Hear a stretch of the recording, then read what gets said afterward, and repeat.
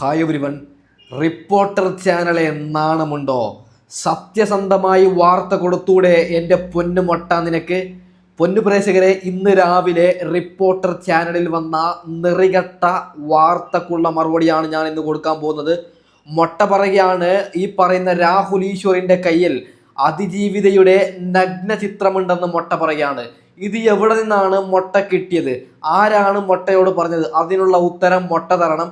എന്ത് വൃത്തികെട്ട വാർത്തയാണ് ഇന്ന് രാവിലെ കൊടുത്തത്? അതിനുള്ള മർമ്മത്തിനുള്ള മറുപടിയാണ് ഞാൻ ഇന്ന് കൊടുക്കാൻ പോകുന്നത്. അതിനു മുമ്പ് മൊട്ടയോടൊരു കാര്യം പറയുകയാണ്. മോനെ മൊട്ട, നിനക്കെതിരെ സ്കൂൾ കലോത്സവ വേദിയിൽ പെൺകുട്ടികളോട് നീ അതായത് വേണ്ടാത്ത രീതിയിൽ സംസാരിച്ചു എന്ന് നിനക്കൊരു കേസ് വരുന്ന സമയത്ത് നിനക്ക് വേണ്ടി സംസാരിച്ച ഒരാളാണ് രാഹുൽ ഈശ്വർ. അത് നീ ഒരിത്തിരിയെങ്കിലും സമയം ഓർത്ത് വെച്ചാൽ നല്ലതാണ് മൊട്ട. ഓക്കെ, അപ്പൊ നമുക്ക് മൊട്ടക്കുള്ള മറുപടിയും റിപ്പോർട്ടർ ചാനലിലുള്ള മറുപടിയും ഒന്നൊന്നായിട്ട് കൊടുക്കാം. ഓക്കെ, അതിജീവിതയെ അധിക്ഷേപിച്ച കേസിൽ രാഹുൽ ഈശ്വരന് കുരുക്കിടാൻ അന്വേഷണ സംഘം. കൂടുതൽ വകുപ്പ് ചുമത്താനാണ് നീക്കം. കൂടുതൽ വകുപ്പ് ചുമത്താനാണ് നീക്കം. എന്തിൻ്റെ അടിസ്ഥാനത്തിലാണ്? ഞാനൊരു കാര്യം പറയുകയാണ്, ഞാനൊരു തെറ്റ് ചെയ്തെങ്കിൽ എനിക്ക് ചുമത്താം. എന്ത് വകുപ്പാണെങ്കിലും ഞാൻ ഏത് വകുപ്പിലുള്ള തെറ്റാണോ ചെയ്തത് ആ വകുപ്പ് എനിക്ക് ചുമത്താം. ഇവിടെ മൊട്ട പറയുന്നു കൂടുതൽ വകുപ്പ് ചുമത്താനാണ്. എന്ത് കേസാണ് ഇവിടെ രാഹുൽ ഈശ്വർ ചെയ്തത്? ആ അതിജീവിതയുടെ ഫോട്ടോ രാഹുൽ ഈശ്വർ പബ്ലിഷ് ചെയ്തു എന്ന പേരിലാണ് അറസ്റ്റ് ചെയ്തത്. ഏത് ചാനലിലാണ് അങ്ങനെ ചെയ്തത്? രാഹുൽ ഈശ്വറിന്റെ എല്ലാ വീഡിയോ വരുന്ന ഞാൻ കാണുന്ന ഒരാളാണ്. ഒരു പറയുന്ന അതിജീവിതയുടെ ഫോട്ടോ രാഹുൽ ഈശ്വർ പബ്ലിഷ് ചെയ്തിട്ടില്ല. പിന്നെ എന്തിന്റെ അടിസ്ഥാനത്തിലാണ് മൊട്ട നിങ്ങൾ അറസ്റ്റ് ചെയ്തത്? ഓക്കെ, ബാക്കി കൂടി കേട്ട് നോക്കാം. T V Prasad, good morning. Rahul ഈശ്വരനെതിരെ ഇന്നലെ ചുമത്തിയ അവസാനത്തെ ഒരു വകുപ്പ് എന്ന് പറയുന്നത് കുറച്ചുകൂടി ഗൗരവ സ്വഭാവത്തിലുള്ളതാണ്. ജാമ്യം നിഷേധിക്കാൻ പോകുന്ന വകുപ്പാണ്. ആദ്യമിട്ട 2 വകുപ്പുകളും ജാമ്യം കിട്ടുന്നതാണെങ്കിലും പക്ഷേ ഇക്കൂട്ടർക്ക് ഇത്തരത്തിലൊരു നിയമ നടപടി വേണമെന്ന് കേരളത്തിലെ പൊതുസമൂഹം ആഗ്രഹിക്കുന്ന സമയത്താണ് കേരള പോലീസ് കൃത്യമായി സ്ട്രൈക്ക് ചെയ്തത്. അതും കേരള പോലീസിനെയും ആഭ്യന്തര വകുപ്പിനെയും ഒക്കെ വെല്ലുവിളിച്ചാണ് രാഹുൽ ഈശ്വർ ഈ പോസ്റ്റുകൾ ഇട്ടുകൊണ്ടിരുന്നത്. എൻ്റെ പൊന്നു റിപ്പോർട്ടർ ചാനലിലെ നിങ്ങളാണ് ഇവിടെ നിറികേട് കാണിക്കുന്നത്. എന്ത് തെറ്റാണ് രാഹുൽ ഈശ്വർ ചെയ്തത്? ഇത് ഇന്ത്യ രാജ്യമാണ്. ഇവിടെ അഭിപ്രായം പറയുന്ന സ്വാതന്ത്ര്യം എല്ലാവർക്കും ഉണ്ട്. അതുകൊണ്ട് രാഹുൽ മങ്കൂട്ടത്തിലിന്റെ കേസിൽ ഈ പറഞ്ഞ രാഹുൽ ഈശ്വർ ഒരു അഭിപ്രായം പറഞ്ഞു. എവിടെയെങ്കിലും ഈ പറയുന്ന അതിജീവിതയുടെ അഡ്രസ്സോ പേരോ രാഹുൽ ഈശ്വർ വെച്ചിട്ടോ നിങ്ങൾ കണ്ടിനോ? പിന്നെ എന്തിൻ്റെ അടിസ്ഥാനത്തിലാണ് നിങ്ങൾ അതിജീവിതയുടെ ഐഡന്റിറ്റി പബ്ലിഷ് ചെയ്തു എന്ന പേരിൽ നിങ്ങൾ അറസ്റ്റ് ചെയ്യുന്നത്? വളരെ വളരെ തെറ്റാണ്. ഓക്കെ, ബാക്കിയും കൂടി കേട്ട് നോക്കാം.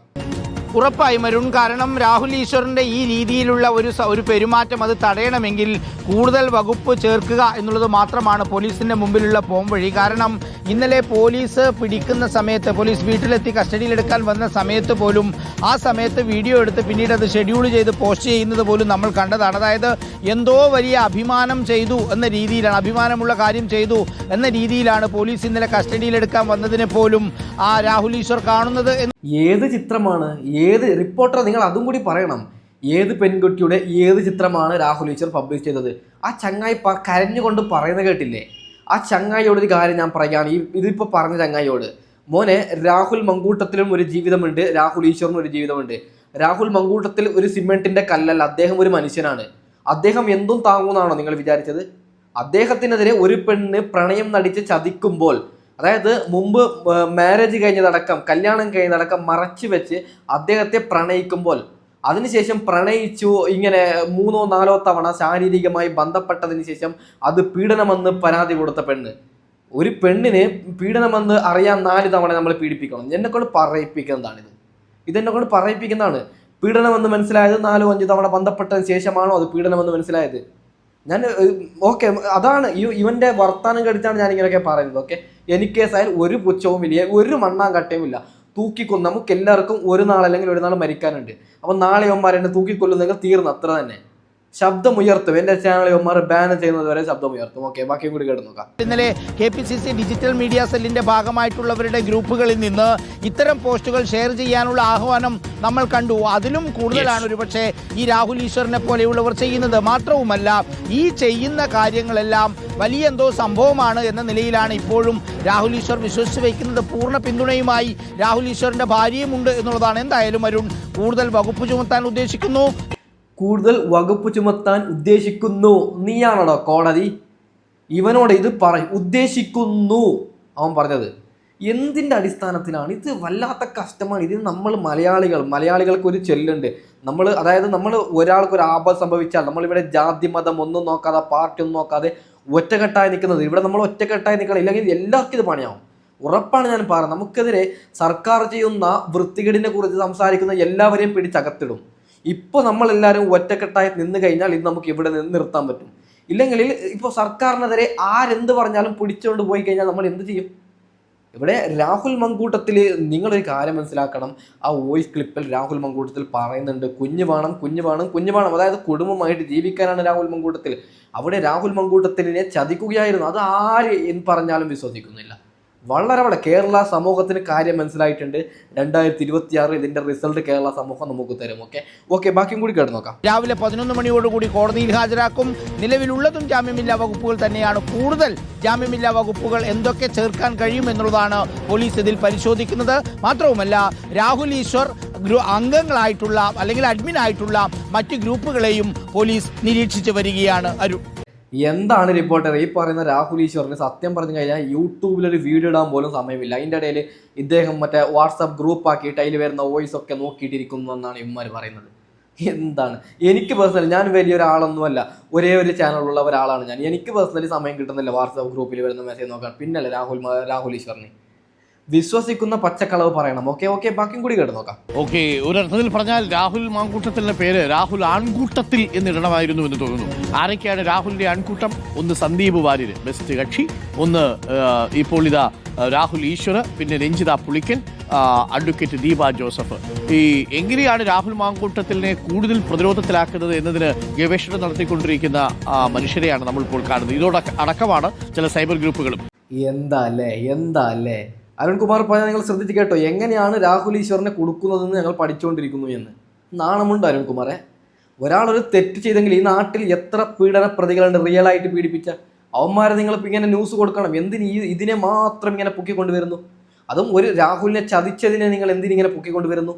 ഓക്കെ ബാക്കിയും കൂടി കേട്ട് നോക്കാം. ഇപ്പോൾ ഹരി കൂടി ഒരിക്കൽ കൂടി ചേരുന്നുണ്ട്. ഹരി, ഈ അതിജീവിതയെ അധിക്ഷേപിച്ചുകൊണ്ട് അവരുടെ ഫോട്ടോ പങ്കുവെച്ചുകൊണ്ട് സന്ദീപ് വാര്യരുടെ ഫേസ്ബുക്ക് പേജിൽ നിന്നെടുത്ത ഫോട്ടോ ഷെയർ ചെയ്തുകൊണ്ട് ഒരുപാട് സാമൂഹിക മാധ്യമ അക്കൗണ്ടുകൾ ഈ രാഹുൽ ആൺകൂട്ടത്തിൽ എന്ന് പറയുന്ന രാഹുൽ മാങ്കൂട്ടത്തിന് വേണ്ടിയിട്ട് പോരിനിറങ്ങുന്നത് നമ്മൾ കണ്ടു. കുറച്ച് മണിക്കൂറുകളെ നിലനിന്നിരുന്നുവെങ്കിൽ ഒരുപാട് ഷെയർ ആയിട്ട് പോയിട്ടുണ്ട്. അപ്പോൾ ആ പെൺകുട്ടിക്ക് വല്ലാത്ത ബുദ്ധിമുട്ടുകളാണ് ഉണ്ടാക്കിയിരിക്കുന്നതെന്നാണ് മനസ്സിലാക്കുന്നത്.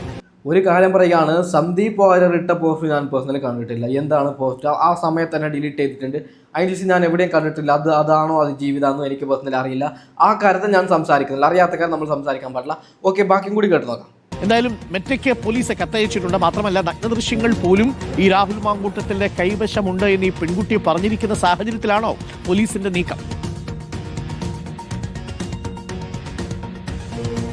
അരുൺ, തീർച്ചയായിട്ടും പോലീസ് അതിവേഗത്തിൽ തന്നെ ഇക്കാര്യത്തിൽ നടപടി സ്വീകരിച്ചു തുടങ്ങിയിരിക്കുന്നു. അതിൽ ഏറ്റവും പ്രധാനപ്പെട്ടത് മെറ്റയ്ക്ക് കത്തയച്ചിരിക്കുന്നു എന്നുള്ളതാണ്. അതായത് രാഹുൽ ഈശ്വറും ഈ കേസിലെ സന്ദീപ് വാര്യർ അടക്കമുള്ള മറ്റു പ്രതികളെയും കൂടാതെ ബാക്കി സാമൂഹ്യ മാധ്യമത്തിൽ രാഹുൽ അനുകൂലികൾ നിരന്തരമായി അതിജീവിതയെ അധിക്ഷേപിക്കുന്നു, അവഹേളിക്കുന്നു, അവരുടെ വ്യക്തിഗത വിവരങ്ങൾ വെളിപ്പെടുത്തുന്നു. ഇതിന് സംഘടിതമായ ചില നീക്കങ്ങൾ നടക്കുന്നുണ്ട്, വാട്സപ്പ് ഗ്രൂപ്പുകളിലടക്കം. അപ്പോൾ അതൊക്കെ തന്നെ നേരത്തെ അന്വേഷണ സംഘത്തിന്റെ അല്ലെങ്കിൽ പോലീസിന്റെ കൈകളിൽ എത്തിയിരുന്നു. നോക്കൂ പൊന്നു പ്രേക്ഷകരെ, ഇവിടെ ആദ്യം ഈ പറയുന്ന അരുൺകുമാർ പറയുന്നുണ്ട് ഈ പറയുന്ന അതിജീവിതയുടെ നഗ്ന ചിത്രം രാഹുൽ ഈശ്വറിന് കിട്ടിയെന്ന്. എവിടെ നിന്നാണ് കിട്ടിയത്? ആരാണ് നിങ്ങളോട് പറഞ്ഞത്? ഇതൊക്കെ ഉള്ളതാണോ?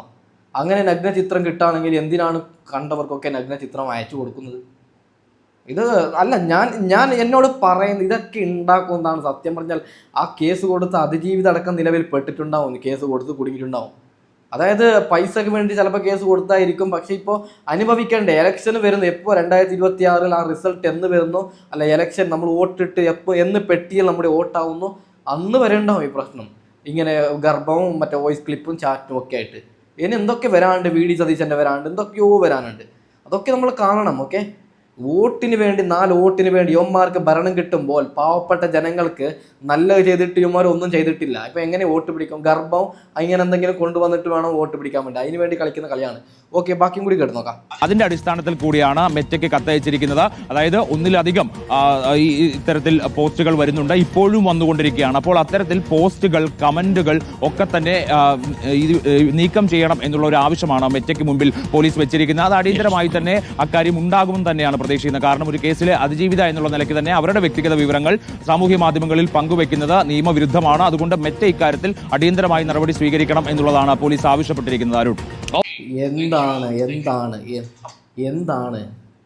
അതായത് രാഹുൽ ഈശ്വർ എന്തെങ്കിലും ഒരു തെറ്റ് ചെയ്തിട്ടുണ്ടോ? നിങ്ങൾ നോക്കൂ, രാഹുൽ ഈശ്വറിൻ്റെ യൂട്യൂബ് ചാനൽ എല്ലാ വീഡിയോസും പരിശോധിക്കൂ. ഒരു ഫോട്ടോ പോയിട്ട് ഒന്നും രാഹുൽ ഈശ്വർ പറഞ്ഞിട്ടില്ല.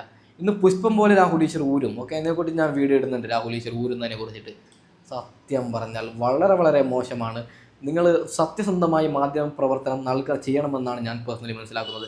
ജനങ്ങൾ ടി വിക്ക് റീചാർജ് ആക്കുന്ന പൈസ കൊടുത്തിട്ടാണ്, മൊബൈൽ ഫോൺ റീചാർജ് ആക്കുന്ന പൈസ കൊടുത്തിട്ടാണ്. അപ്പോൾ ജനങ്ങൾ പൈസ കൊടുത്തിട്ടാണ് നിങ്ങളെ വീഡിയോ കാണുന്നത്, നിങ്ങൾ കൊടുക്കുന്ന വാർത്ത കാണുന്നത്. അപ്പോൾ നിങ്ങൾ സത്യസന്ധമായി വാർത്ത കൊടുക്കണമെന്ന് മൊട്ടയോട് പറഞ്ഞുകൊണ്ട് ഞാൻ നിർത്തുകയാണ്. Okay, by.